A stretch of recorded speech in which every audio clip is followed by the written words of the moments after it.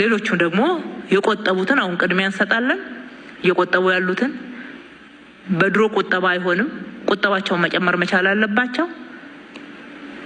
የተወሰነውን ክፍያ ራሳቸው መክፈል የሚችሉበትን አቅም ካልፈጠሩ በስተቀር ቤቱን ካስተላለፍን ተመልሶ ባንክ ይወስደዋልና በባንክ ብድር የተሰሩ ቤቶች ስላሉበት ማለት ነው። 100 ሺህ ቤቶች አሁን በእጃችን ነው ያሉት። በዚህ አመት የምንጨርሳቸው ምናልባት ከ10 ሺህ እስከ 20 ሺህ ሊደርሱ ይችላሉ። የሚሸጋገሩ 100 ሺህ ቤቶች አሁን በእጃችን ነው ያሉት። በዚህ አመት የምንጨርሳቸው ምናልባት ከ10 ሺህ እስከ 20 ሺህ ሊደርሱ ይችላሉ። የሚሸጋገሩ አሉ ለፊኒሺንግ። እነኚህን 100 ሺህ ቤቶች ስንጨርስ ቅድሚያ የምንሰጠው እየቆጠቡ ላሉት ነው። ሲቆጥቡ ቆይተው አሁንም እየቆጠቡ ላሉት ቅድሚያ እንሰጣለን። ከቤት ግንባታ አንጻር የጀመርናቸው ስራዎች አሉ። አሁንም የቤት ፍላጎትና የቤት አቅርቦት እየተጣጣመ አይደለም። ከፍተኛ ፍላጎት አለ። ሁሌ እንደምንለው ለሁሉም የከተማችን ነዋሪዎች ቤት ፈላጊ ለሆኑ የከተማችን ነዋሪዎች ቤት ገንብተን ማደረስ አንችልም። የክራይ አማራጮችን ማብዛት ነው።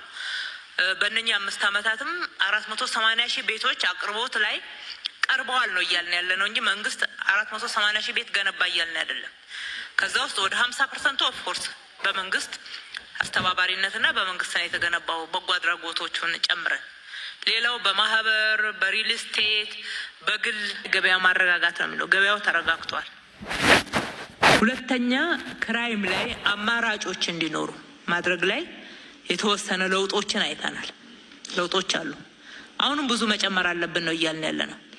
በግልና መንግስት አጋርነት ውስጥ የእኛን ድርሻ ጭምር ቤቱ ዋጋ ለማረጋጋት ለቀናል። ለምሳሌ 30% አለን በብዙ ቤቶች ወደ 50 ሺህ በሚደርሱ ቤቶች ላይ 30 እጁ የመንግስት ቤት ነው። አሁንም ተጨማሪ ቤቶች የቤት ግንባታ በተለይ ጠቅላይ ሚኒስትራችን በ5 አመት ለሚቀጥሉት 5 አመት ከዚህ አመት ጀምሮ 1.5 ሚሊዮን በሚገነባው ቤት ውስጥ የተለያዩ ፋይናንስ አማራጮች ይገኛሉ። ሁሉም በበጀታችን አይደለም። ተጨማሪ ቤቶች መገንባት አለብን። ግን ለህዝቡ ኮሙኒኬት የምናደርገው ያልሆነ ኤክስፔክቴሽን ከመፍጠር ውስጥ እንድንወጣ ነው የፈለኩት። ያልሆነ ኤክስፔክቴሽን ለሁሉ ሰው ቤት ተሰርቶ እንደሚታደል ቤት የቸገረው ሁሉ ቤት እንካችሁ። የትኛው የዳበረና የበለጸገ ሀገር ይሄንን አድርጎታል? የትኛው ሀገር? የለም እኮ አይቻልም እኮ እንደዛ። መጀመሪያ እነኚህ ወዳደጉ ቀበሌ ቤቶች ውስጥ ያሉትን ያው ሰርተን የሰጠን ነው። ቤቶቹ ያው መንግስት ሆነው ይቀጥላሉ። ነዋሪው በክራዩ በትንሽ የክራይ ወይም በነፃ ይኖርበታል። እንደዛ ነው እያልን ያለ ነው። እዛ ቤት ውስጥ የሚገቡ ሰዎች ራሳቸው እንደ ባለቤት እየነገርናቸው እናሳስታለን። እንደዛ መሆን የለበትም። ትናንትና የሚኖሩበት የነበረው ወዳደቀ አረጀ እንጂ የመንግስት ቤት ነው።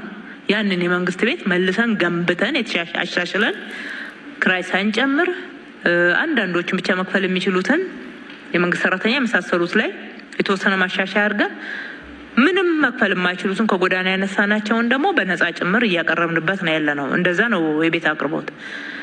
ሌሎቹ ደግሞ የቆጠቡትን አሁን ቅድሚያ እንሰጣለን። እየቆጠቡ ያሉትን በድሮ ቁጠባ አይሆንም፣ ቁጠባቸውን መጨመር መቻል አለባቸው። የተወሰነውን ክፍያ ራሳቸው መክፈል የሚችሉበትን አቅም ካልፈጠሩ በስተቀር ቤቱን ካስተላለፍን ተመልሶ ባንክ ይወስደዋልና በባንክ ብድር የተሰሩ ቤቶች ስላሉበት ማለት ነው።